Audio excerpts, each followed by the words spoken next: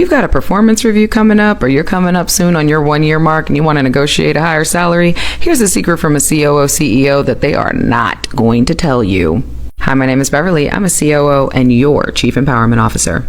The first thing that they're not going to tell you is that anything that they promised you at the beginning of the year relating to raises, relating to potential bumps, bonuses, payouts, all of the above, if it is not in your contract or it is not in your email as a part of your onboarding package, it's time for you to gear up. A lot of times companies will say whatever they can say to either get people in the door, get them rallied behind a particular initiative at the organization. What this can look like is during your team meetings, if you have a monthly all hands, if you have a weekly meeting with your team, you might hear your supervisor or senior leaders talk about if we can just, push through this initiative, everybody grinds, everyone gets together, this is all going to be great when it comes time for raises, or they might say something about professional development spend or any kind of promises and incentives to get you to push. And so you are in good faith. You're like, okay, well, I'm going to push because I know I'm overdue for a raise, or at least I deserve one from all the work I've done. And then it comes time for that conversation because they're not expecting anybody to ask for that to be in writing. That if we push on these projects and all of our other projects, that will culminate into an additional percentage or whatever the case to our raises. So then what happens? You get to your performance review or your annual review and they try to hand you a 2% raise. They tell you, well, this is based on business need and this is what we've got right now, but we really want you to know that you're celebrated. And they may even try to spin a professional development roadmap at you, which I've done in the past to make up for the lack of raises. However, I can't tell you how many times when I have done that or when I have had those meetings with folks who have been promised things by other leaders that they're like, wait, but I was told that blank. So if you know it's coming up, but it's not quite yet, I want you to get whatever you can in writing. Email your supervisor and say, hey, I just want to circle back to our conversation that we had earlier in the year about the incentivization relating to XYZ. And then ask them to confirm whether or not that is still viable based off of the business needs at this time. Because either way, you're coming across as hyper proactive because you're saying, hey, this was something that was discussed. You're getting that in writing. But also you are asking them to confirm whether or not the business needs align with that still being on the table. And if they reply to you and say, oh, our business needs are changing all the time, or we're still assessing, we're going to know more as we get closer to that time. Yeah, just prepare yourself. And if you have a good relationship with your supervisor and you think that they're being genuine, then yeah, because there's a lot of times where even in my career, I've had to say like, hey, like I actually will not know because we're expecting certain partnerships or certain this or certain that. And they may very well not know. But you know your company and you know your supervisor. So if they are bulking at anything that you're sending them, or maybe they feel uncomfortable or they corner you in a one-on-one asking why you're emailing that all of a sudden, and and I know that they had a conversation with you either at onboarding or at some point during the year when they wanted you to either join the team or push, yeah, they're getting ready to play in your face. So when it comes time for that performance review, and if they try to give you that 2% increase for inflation and then try to make you feel like you should be grateful about that, I want you to document it, and then I don't want you to say anything else about it.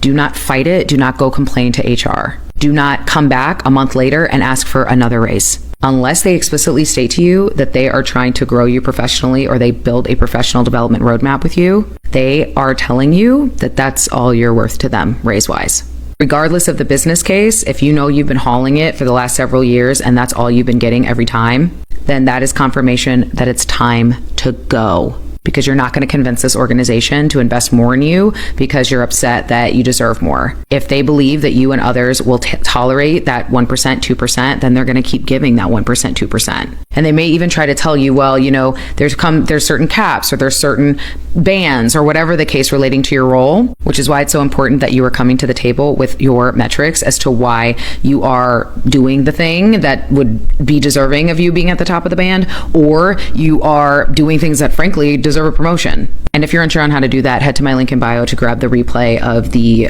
tracking your own metrics class I did with the community a few weeks ago. Like we got it done in there, okay? So they ain't gonna tell you.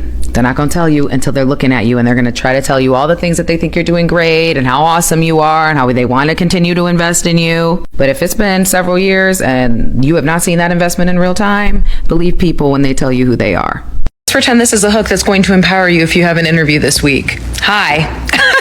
Hi, my name is Beverly. I'm a COO who has been scaling operations for over a decade, and my platform has grown to over 100K in less than 4 months because I am spilling the real tea as to how hiring actually happens behind closed doors. In this series, which you can see below on how to play the corporate game, I have done over 80 videos as to exactly how you can play and win this damn thing. And honestly, get this paper so you can get the hell out and start living your dreams. If you have an interview this week and you've been asking for a sign or support or whatever the case, I've got a couple things that you can utilize. The first resource is free. It's at my link in bio, and it is a worksheet that helps you learn how to research. So if you are looking to research a company, a hiring manager, an organization, it walks you through how to do that. The second resource is titled C-Suite Secrets, because I am literally doing that and realize, you know what?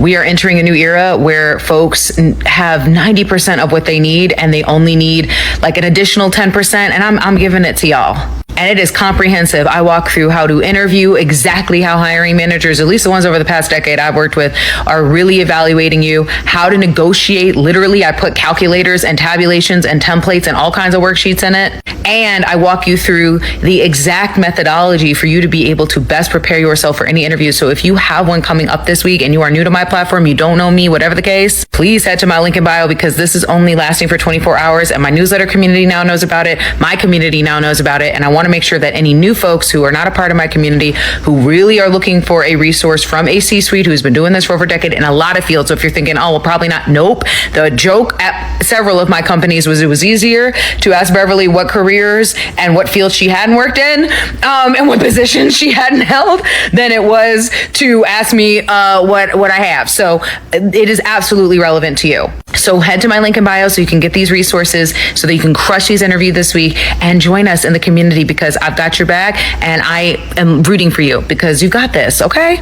You are struggling to sleep because you have an interview tomorrow and I came across your For You page, this video is for you. If you don't go to bed, go the heck to bed. You know you're going to crush it tomorrow. You know you are going to crush it. And if you don't have one tomorrow, but you've been having trouble sleeping because you have one coming up this week, you are going to crush it this week. You would not have been invited into that space. You would not be invited into those rooms if you weren't qualified. And not only that, you wouldn't be invited if they weren't excited as heck to meet you. Because listen, people do not bring you into the room if they don't feel like you are qualified for the position.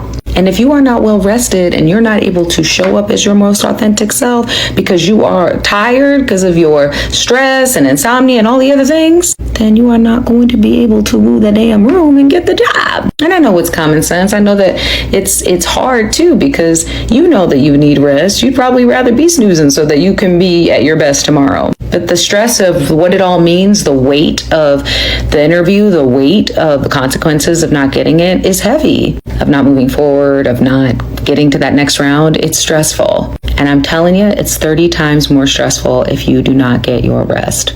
So your chief empowerment officer is telling you to go to bed.